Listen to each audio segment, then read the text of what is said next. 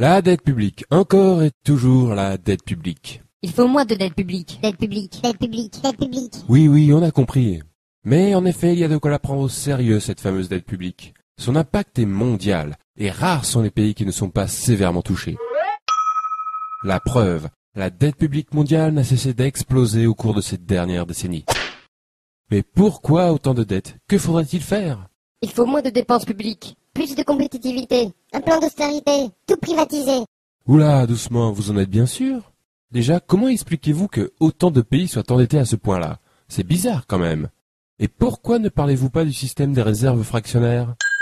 De la création monétaire par le crédit? Ou de l'article 123 du traité de Lisbonne? Il me semble que c'est important. Hein, quoi? Hein? Je vois, vous ne savez pas ce que c'est. Eh bien, dans ce cas-là, il va falloir que je vous explique.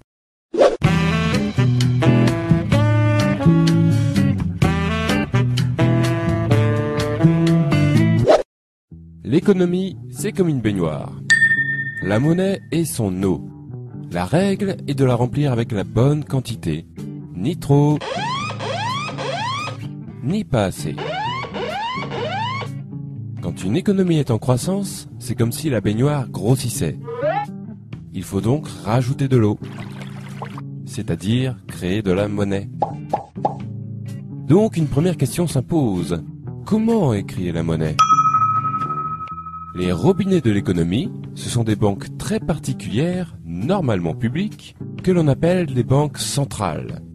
Elles peuvent créer et détruire la monnaie à volonté, et donc remplir ou vider l'économie. La monnaie créée par ces banques s'appelle la monnaie centrale. Mais, petite astuce, il existe un deuxième robinet, constitué des banques commerciales, c'est-à-dire les banques privées. Cependant, ce robinet fonctionne d'une manière un peu particulière. Je vous explique. Lorsque l'on fait un emprunt dans une banque, la plupart des gens s'imaginent que la banque donne une partie de l'argent qui est dans ses coffres. Eh bien, pas du tout. La banque va en réalité créer l'argent qu'elle prêtera par une simple écriture comptable. Cet argent sera détruit au fur et à mesure que le prêt sera remboursé. Ce procédé se nomme tout simplement la création monétaire par le crédit.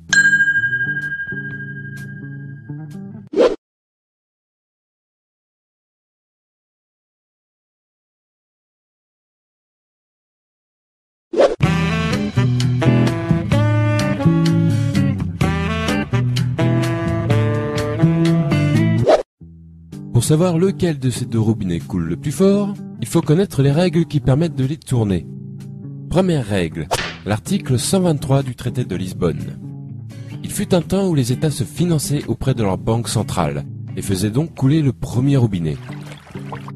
Autrement dit, les banques centrales créaient l'argent dont les États avaient besoin pour combler leur déficit. Ce que l'on appelle aussi faire tourner la planche à billets. Mais l'abus de cette pratique à des fins généralement électorales provoquait par moments une inflation importante. C'est pourquoi, depuis les années 70, influencés par le monde financier, les États s'interdirent le recours aux banques centrales.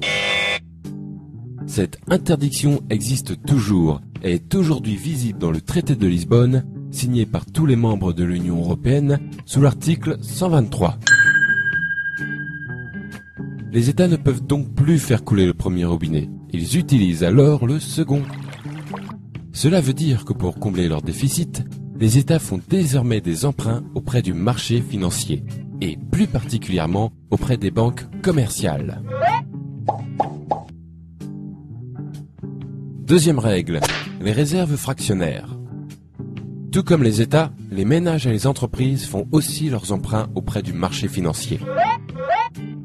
Cela garantit alors pour les banques commerciales beaucoup d'argent à prêter en perspective. Mais disposent-elles de suffisamment de fonds pour cela? A priori oui, car comme nous l'avons vu, les banques commerciales créent l'argent qu'on leur emprunte.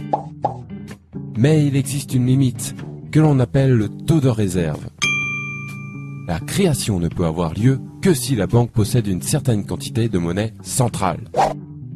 Cependant, cette limite est franchement souple, puisque, au final, les banques commerciales peuvent créer et prêter plus de 6 fois ce qu'elles possèdent en monnaie centrale. Et si malgré cette souplesse, elles sont tout de même à court, pas de souci, puisqu'elles sont autorisées à emprunter autant que nécessaire auprès des banques centrales. Cela laisse donc pas mal de liberté au second robinet. Ce système plutôt méconnu s'appelle le système des réserves fractionnaires. Il est pourtant répandu dans le monde entier.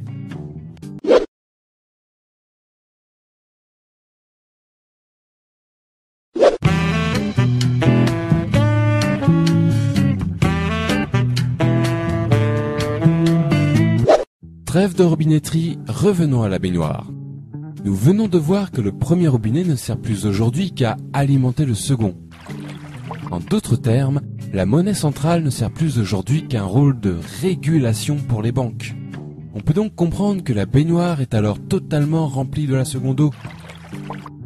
Autrement dit, la totalité de la monnaie en circulation prend désormais son origine dans les crédits accordés par les banques. En effet, l'essentiel de la monnaie est de la monnaie dite scripturale, c'est-à-dire de la monnaie issue du crédit. Or, il y a un problème avec cette eau. Elle s'évapore. Et oui, puisque la monnaie provient du crédit, elle disparaît quand ces mêmes crédits sont remboursés. Il faut donc sans arrêt refaire couler le second robinet pour garder la baignoire pleine. C'est-à-dire que les États, les ménages et les entreprises doivent sans cesse emprunter auprès des banques pour que l'économie fonctionne.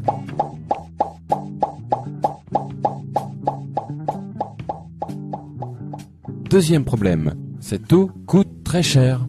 En effet, les crédits accordés par les banques s'accompagnent d'un taux d'intérêt servant à rémunérer la banque. Il faut par conséquent payer perpétuellement des intérêts sur cette monnaie scripturale qui remplit l'économie. Et je peux vous le dire, cela représente un sacré pactole pour les banques et leurs créanciers. Et un sacré manque à gagner pour tous les autres. On va voir combien ces fameux intérêts peuvent coûter avec un exemple concret. L'énorme dette publique française. Respectant les règles qui ont été décrites, l'État français ne fait plus appel à sa banque centrale et paye donc des intérêts depuis 1973. Lorsque l'on somme ce qui a été payé en intérêts seul depuis cette date, on obtient le nombre remarquable de 1400 milliards d'euros. Pourquoi remarquable ? Parce qu'il est très proche d'une autre somme, la dette publique française actuelle, qui a augmenté sur cette même période de 1350 milliards d'euros. En clair, ce qui fait grossir la dette, ce sont tout simplement les intérêts de cette même dette. Et n'oublions pas qu'il ne s'agit ici que de la dette publique. La dette des entreprises commerciales françaises, par exemple, elle, est aujourd'hui de 7000 milliards d'euros. Les raisons d'un tel florilège de dettes publiques et privées partout dans le monde sont maintenant plus claires. En effet, une grande partie des pays de la planète baignent dans le même bain, à devoir faire des emprunts et payer des intérêts pour faire fonctionner leur économie. Pour rembourser ces emprunts et ces intérêts, il faut faire d'autres emprunts plus importants, qui amèneront d'autres intérêts plus importants aussi. On aboutit donc de cette manière à une dette qui se nourrit d'elle-même, et grossit, grossit, grossit, inévitablement.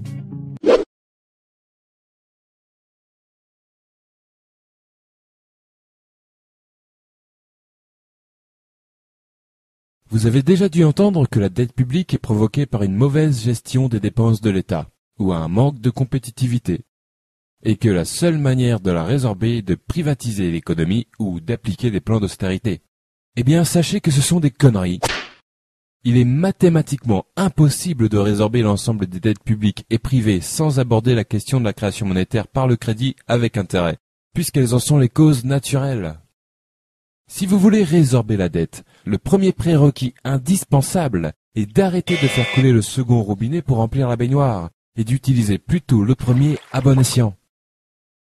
C'est-à-dire limiter le pouvoir de création monétaire aux seules banques centrales. C'est le seul moyen d'obtenir un système monétaire qui n'auto-alimente pas sa propre dette. Il y a une quarantaine d'années, les États se sont interdits l'accès à leur banque centrale sous prétexte que le premier robinet était parfois utilisé de manière abusive. Nous sommes arrivés aujourd'hui à la situation inverse, où le premier robinet manque cruellement et un autre l'a remplacé, remplissant l'économie de dettes impossibles à rembourser. Tout cela, ne l'oublions pas, au profit des grandes banques et de leurs créanciers.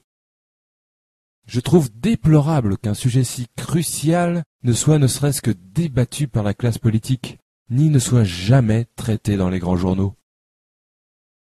Merci de votre attention.